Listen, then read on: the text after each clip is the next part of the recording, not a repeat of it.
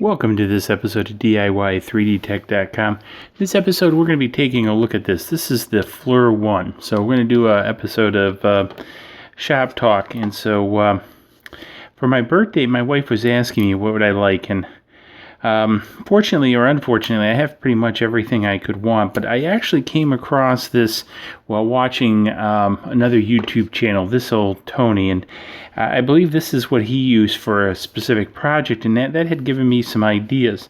So I said, what the heck? Why not get one of these for a birthday present? So I sent her a link, and when I got home from business traveling, this is what was there. So doing a little bit of the unboxing. Now, this comes in two forms. One is an Android form, and one is iOS form. Now, even though I'm a bit of an Apple fanboy, I did get the Android version, and this is well stuck together, because what I want to do is I have, you can get cheap tablets versus the Apple tablet. So this is a Nexus tablet I've had laying around doing nothing. So I figured it would be a good use. Also, it uses a micro USB, so I can connect it to a micro USB extension cable, which is what my plan is, and also use it with some Android phones that I use for videotaping. So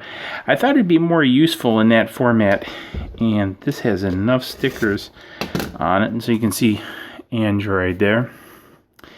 Also, I want to try it with the Apple too, so that'll be a little bit different. So there's the unit itself. Now, one of the things, I did a little bit of homework, and the Flir, unlike the Seek, comes with two cameras. So one camera is an infrared, one camera is a low res visible light camera, and the low light visible light does an overlay. So so here it is, kind of basic. It looks like it's got a I'm not sure.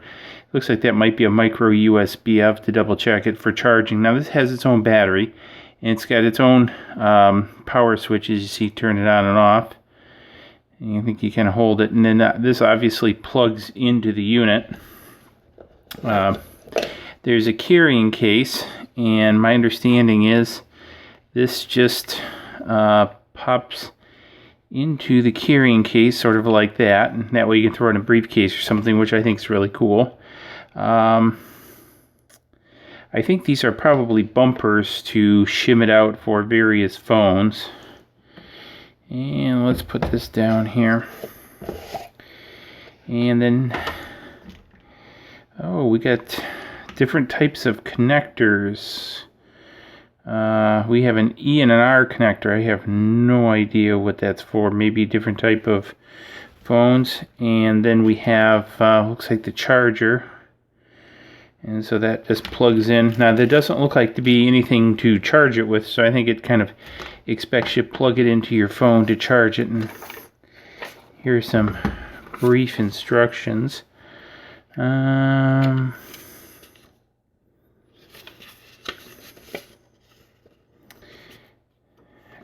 the Flir-one app. So I guess that's what I need to do. Now, I downloaded an app already, but I don't think it was a Flir mobile app. So I didn't download Flir-one. I didn't see it on the Google Play Store. Before I get into that, what I want to do is back up a minute and talk about it, because you kind of see what's in the box, and put that off to the side.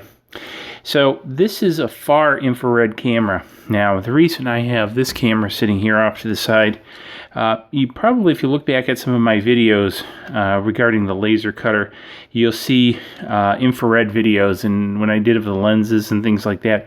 I have several professional infrared cameras. This camera is professionally modified because basically all consumer cameras come that have a CCD. Now, I probably need to back up from that too.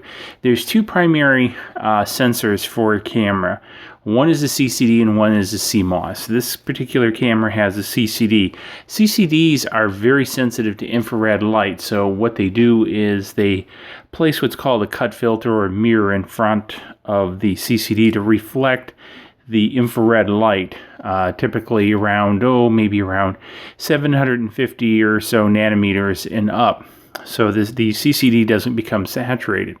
Well, what companies do is they'll remove that mirror for you, and that's what was done to this camera many years ago, and so it can see full range up to the sensitivity of the CCD infrared light. And there's a 960 or 970 nanometer cut filter on the front of this to block out visible light. And the idea is anything from about 1,000 nanometers and on up for rough conversation is all that this camera can see.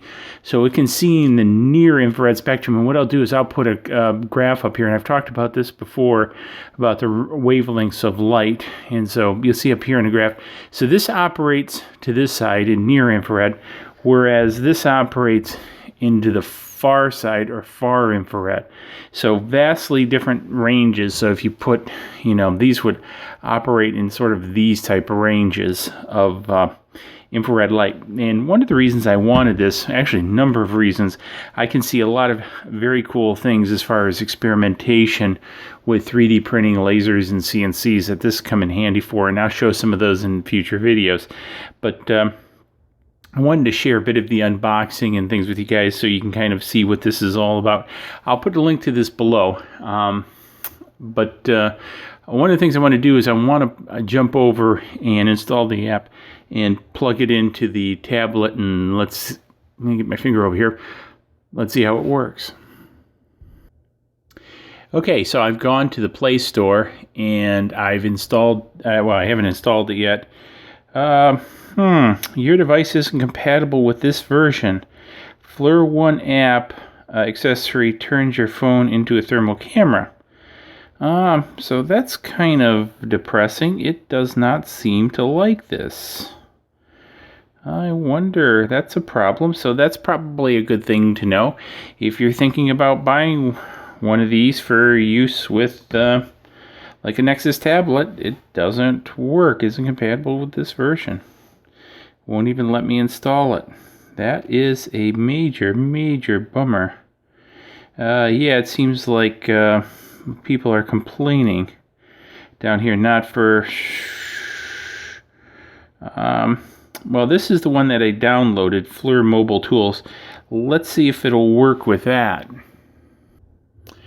Okay, so the Flir-one app didn't work, but the Flir Mobile app seems to be working.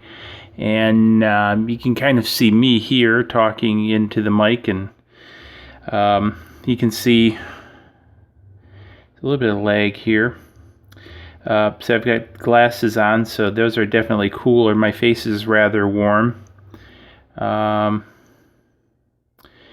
not sure what the various controls here are. I have to try some different things. So if I hit the measurement... So one of the things to note that with the orientation of this, the camera only faces up. It doesn't face backwards, at least on this particular tablet. So that's kind of interesting. But one of the things I do plan on doing is get an extension cable to take this and so I can move it around, and I can actually mount this separate of the tablet. So I think that should be a little bit interesting. But yeah, I think those pads, I haven't read the instructions. I believe these pads fit in here so it tightens up against whatever, because this is just kind of dangling loose there. But so far that's kind of cool. So one of the things to kind of watch for it, because I'm going to be doing, I've got a lot of cool ideas with regards to this, and I look forward to doing a lot of that. Okay, so one of the other things I also wanted to try is with the iPad is I've got a bunch of, especially the older ones, and I've also got some of the newer ones with the AirPort. But I wanted to try this 30-pin to USB adapter, and I don't seem to be able to trick this thing into working. I was actually hoping that, because I did the Flir-one, and what this comes back and says it needs to be an iPhone 5. So this won't even start the app. And then what I did is I went and I tried Flir Mobile and Flir Paint, so that didn't work. So I might have to try a little bit more of this. Hey, if any of you out there have had success with this, let me know. I'd be interested to know if I can cheat and get it working on this. Again, I'm not going to give this up quite yet, but I kind of wanted to share this with you guys as part of this unboxing.